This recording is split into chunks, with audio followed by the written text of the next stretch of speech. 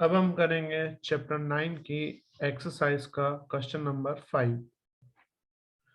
A small bulb is placed at the bottom of tank containing water to depth of 80 centimeter. What is the area of the surface of water through which light from the bulb can emerge out? Refractive index of water is 1.33. Consider the bulb to be point source. बोला है एक container है और container में हमने पानी fill करके रखा हुआ है।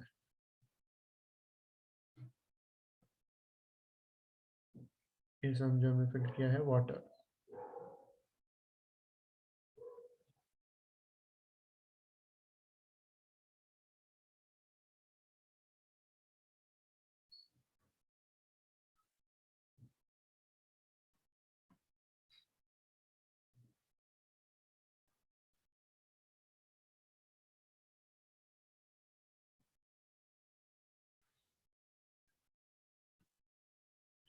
हमने किया है यहाँ पे वाटर, ठीक है, ये वाटर है। फिर बोला है कि जो सेंटर है ना, नीचे बॉटम में एक पॉइंट सोर्स है, मतलब एक बल्ब है छोटा सा। तो पॉइंट सोर्स क्या करेगा, लाइट निकालेगा बाहर साइड, हर जगह राइट साइड लेफ्ट साइड हर जगह। बोला है सरफेस के बाहर लाइट कितनी एरिया तक आ सकती है। तो पहली बात तो ये कि जो लाइट है वो ऐसे भी बाहर जा सकती है, यहाँ भी बाहर जा सकती है, यहाँ भी जा सकती है, कैसे भी बाहर जा सकती है, हर डायरेक्शन में जा सकती है। लेकिन एक सिचुएशन आती है कि लाइट जा रही है वाटर से एयर में, मतलब कि डेंसर मीडियम से रेरर मीडियम। तो डेंसर से रेरर लाइट तब तक बाहर जाती है जब तक क्रिटिकल एंगल ना आ जाए। मान लो यहाँ से एक रे हमने यहाँ रखी, एक रे जो है वो यहाँ से इस तरफ जा रही है, एक रे और आगे जा रही है। तो इसमें रे का जब एंगल बढ़ता है, अगर एंगल क्रिटिकल जितना हो गया उसके बाद लाइट बाहर नहीं जाएगी। मान लो कि लाइट यहां तक गई और इस पॉइंट पे हमें जो है मिला क्रिटिकल एंगल। तो ये जो है एंगल समझो कौन सा है, क्रिटिकल है। इसका मतलब इसके बाद वाली जो लाइट जाएगी इस तरफ, इसके बाद जो यहां से समझो लाइट जाएगी इस तरफ, तो वो बाहर नहीं जाएगी, वापस अंदर आएगी। लाइट कहां तक बाहर जाएगी, क्रिटिकल तक। सेम क्रिटिकल एंगल इस साइड में मिलेगा,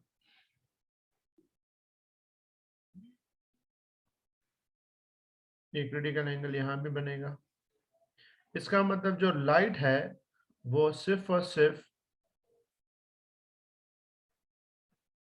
इतने पोर्शन तक ही बाहर जाएगी, इससे ज्यादा नहीं, क्योंकि इससे ज्यादा एंगल क्रिटिकल से बाहर चला जाता है।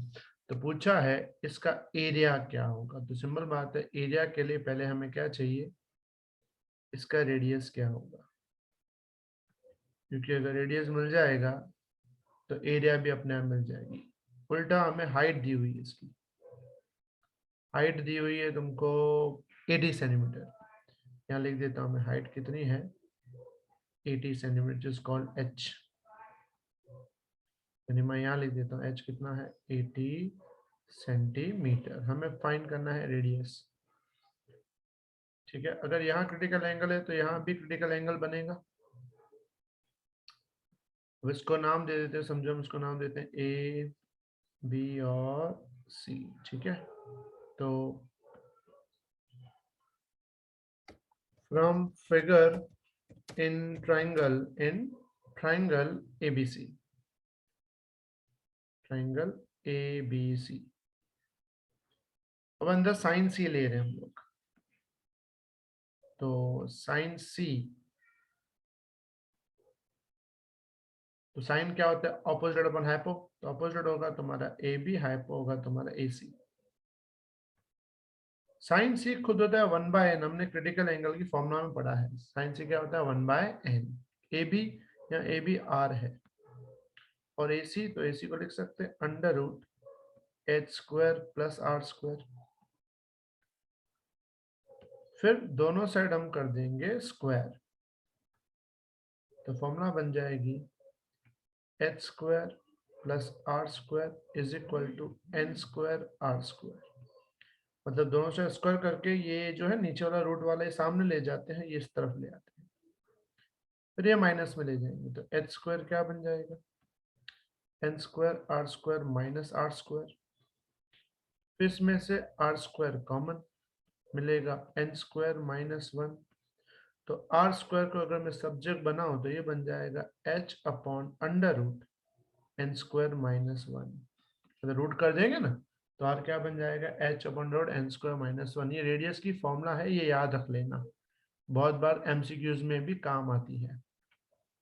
हमें फाइंड करना है एरिया। तो एरिया जो होगी सर्कुलर की, उसकी फॉर्मूला क्या होगी, एरिया इज इक्वल होगा पाई आर स्क्वायर। उसमें पाई तो पाई है, इट्स 3.14, वैल्यू बाद में आर स्क्वायर जगह डाल देंगे तो ये बन जाएगा H square upon n square minus one. फिर वैल्यू डाल देंगे, पाई की वैल्यू 3.14, एच की डालेंगे 80 का स्क्वायर, एन जो है इट्स बिकम्स 1.33 का स्क्वायर माइनस वन। तो इसको अगर हम सॉल्व करें तो नीचे 1.33 का स्क्वायर करेंगे ना तो वैल्यू मिलेगी 1.7689। तो नीचे हो जाएगा 1.7689 माइनस वन करेंगे तो ये हो जाएगा 0.7689। ऊपर मल्टीप्लाई करूँ 3.14 इंटू 80 इंटू 80, इट बिकम्स 20096। इसको डिवाइड करेंगे इस वैल्यू से 0.7689 से, it becomes 20096 divide by 0.7689, it becomes 26136 centimetre square. इसको लिख सकते हैं 2.6 × 4 सेंटीमीटर स्क्वायर,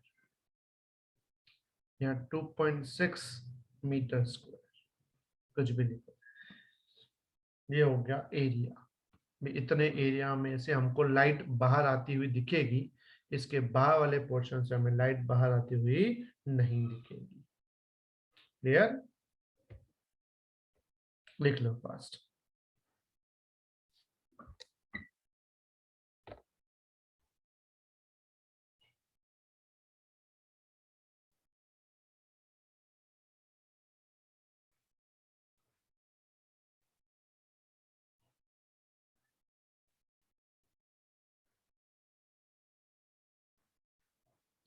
अब हम करेंगे नंबर 6,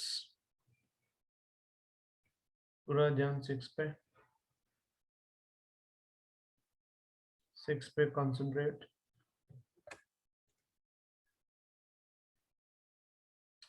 क्या दिया 6 में, a prism is made of glass of unknown refractive index. एक प्रिज्म है जो ग्लास का बना हुआ है जिसका रिफ्रैक्टिव इंडेक्स अननोन है।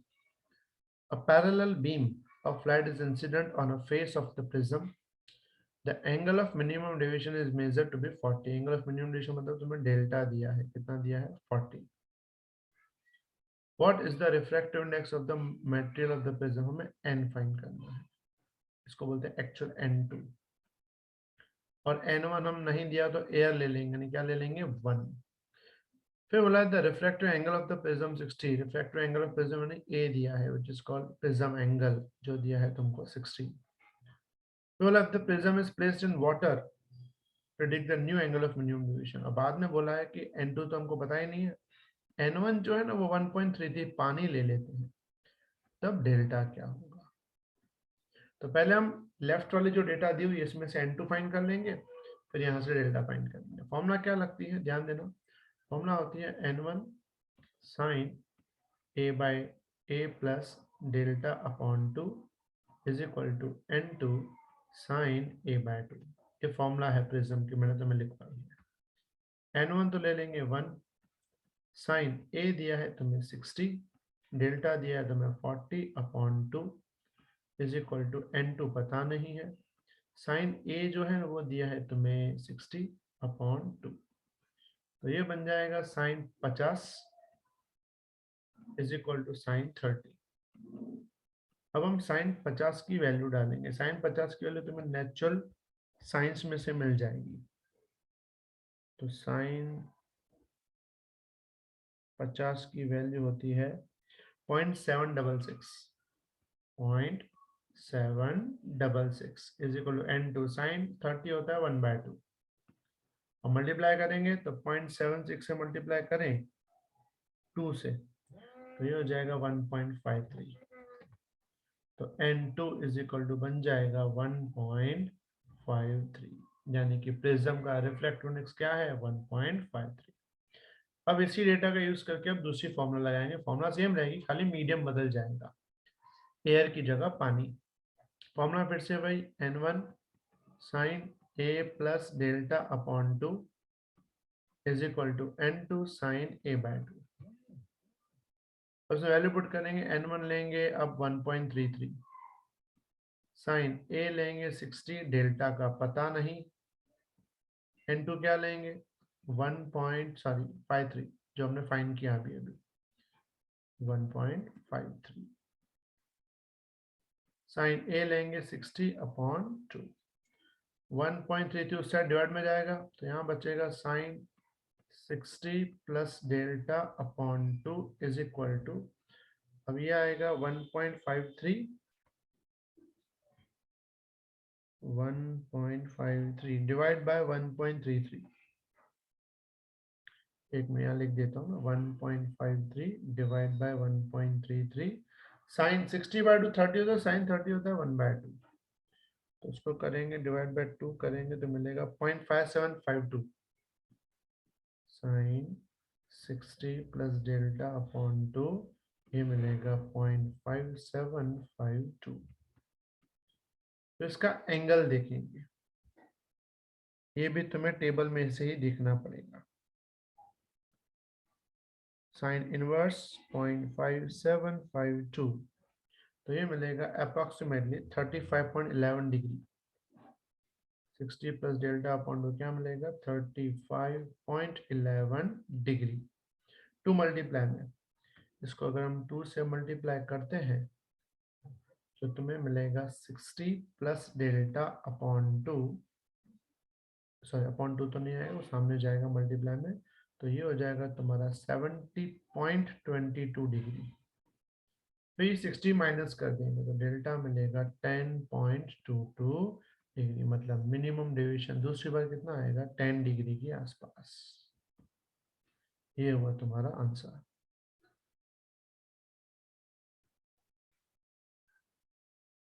लिख लो फटाफट।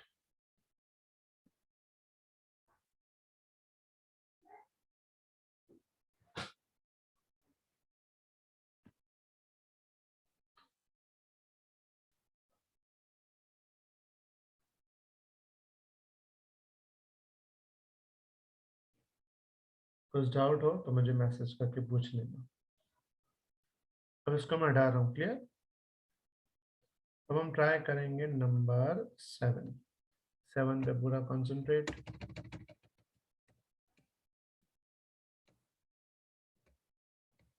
7 पे पूरा ध्यान। Double convex lenses are to be manufactured from a glass of refractive index 1.55 with the same radius of curvature। भाई convex lens है, इसका refractive index यानी n2 कितना है 1.55, और दोनों radius of curvature सेम है, मतलब r1 is equal to r है और r2 इज इक्वल टू भी r है, लेकिन माइनस लेंगे। मैंने तुम्हें बताया होगा कॉन्वेक्स लेंस में पहला रेडियस ऑफ कर्वेचर पॉजिटिव होता है, दूसरा नेगेटिव होता है। क्लियर। फिर बोला है आगे, what is the radius of curvature required of the focal length of the lens is 20 centimetre. बोला अगर हमें फोकल लेंथ कितनी चाहिए 20 चाहिए, तो ये r जो है ये एक्चुअल कितना होगा। दोनों सेम है, बट वो कितना होगा हमको फाइंड करना है। तो फॉर्मूला हम सिंपल लगाएंगे, फोकल लेंथ की 1/f equals to n2 minus n1 upon n1 1/r1 minus 1/r2, ये फॉर्मूला है।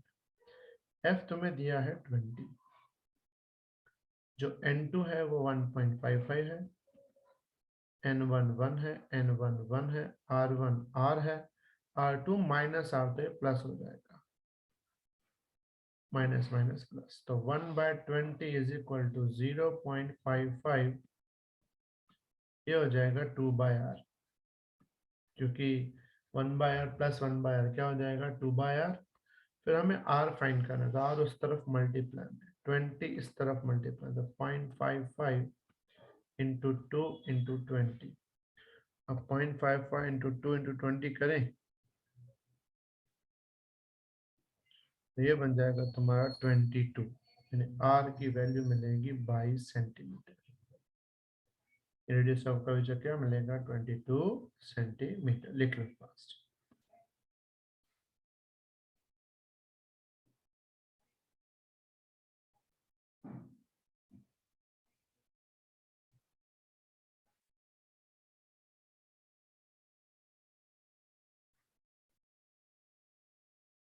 अब पूरा ध्यान नंबर 8 पे, ये 7 हमने किया, अब हम करेंगे 8।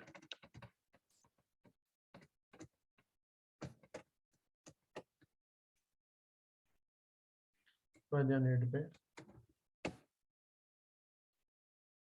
A beam of light converges to point P, एक बीम ऑफ लाइट है जो P पॉइंट पे कन्वर्ज हो रही है, मतलब वहां आके मिल रही है। A lens is placed in the path of the convergent beam 12 centimeter from P. At what point does the beam converge if the lens is convex lens of focal length 20 and concave lens of focal length 60? बोला एक light जो है ना एक particular point पे आ रही है, मतलब सिंपल भाषा में कन्वर्ज हो रही है, यानी मिल रही है। कैसे मिल रही है उसके बारे में नहीं बताया, लेकिन बोला है कि अगर ये इस पॉइंट पे मिल रही है पी पॉइंट पे, अगर हम इसी पॉइंट से मतलब जहां से आ रही है, लेकिन a lens is placed in the path of conversion beam, मतलब जहां से आ रही है वहां पे अगर हम एक क्या लगा दें लेंस लगा दें,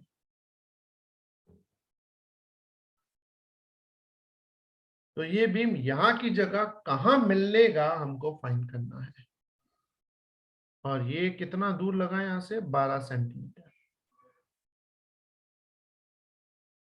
इसका मतलब ये हुआ कि जो P पॉइंट है एक्चुअल एक किसी ना किसी और लेंस की इमेज होगी, वो कौन सा लेंस हमको नहीं पता, लेकिन इस इमेज को बदलने के लिए हमने बीच में लेंस लगा दिया, मतलब हमने यहां लेंस लगा दिया है, यहां बीच में। तो पहले जो भी चीज है उसकी इमेज P बन रही है, लेकिन बीच में लेंस लगाएंगे तो जो P है वो एक इंटरमीडिएट इमेज बन जाएगा और P पॉइंट बिहेव करेगा ऑब्जेक्ट फॉर न्यू लेंस। तो बोला ये जो नया लेंस है, एक बार हमने कॉन्वेक्स रखा है और एक बार हमने कॉनकेव रखा है, दो डिफरेंट केसेस है। पॉइंट P वही है और ये कितना दूर है 12 सेंटीमीटर, मतलब बीच के रास्ते में ही हमने क्या लगा दिया लेंस लगा दिया। तो बोला है कि जो P पॉइंट पे इमेज पहले बन रही थी अब वो P पॉइंट पे नहीं बनेगी, क्योंकि P पॉइंट अब इंटरमीडिएट इमेज बन जाएगा। तो बोला नया इमेज कहां बनेगा, दो केसेस में, एक बार कॉन्वेक्स लेंस के केसेस में, एक बार कॉनकेव के केसेस में। चलो दोनों फाइंड कर लेते हैं। पहले फर्स्ट फाइंड करेंगे for convex lens, convex lens जिसकी फोकल लेंथ क्या है 20 सेंटीमीटर। उसके लिए कैसे लिखेंगे फॉर्मूला में 1/u plus 1/v equals to 1/f, ये लेंस की फॉर्मूला, सॉरी आगे माइनस लगता है लेंस के लिए। u जो है वो 12 है, v पता नहीं है, एफ दिया है 20, तो 1/v क्या मिलेगा? 1/20 प्लस 1/12। एलसीएम करेंगे, नीचे एलसीएम अगर करें इसका तो मिलेगा तुम्हें, एक ऊपर कर लेते हैं 12 प्लस 20 अपॉन 20 इंटू 12। इसका उल्टा कर देते हैं तो ये बन जाएगा 20 इंटू 12 अपॉन 32। 4 की टेबल लगाएं या इसको सॉल्व करें तो वैल्यू तुम्हें मिलेगी 20 इंटू 12 डिवाइड बाय 32।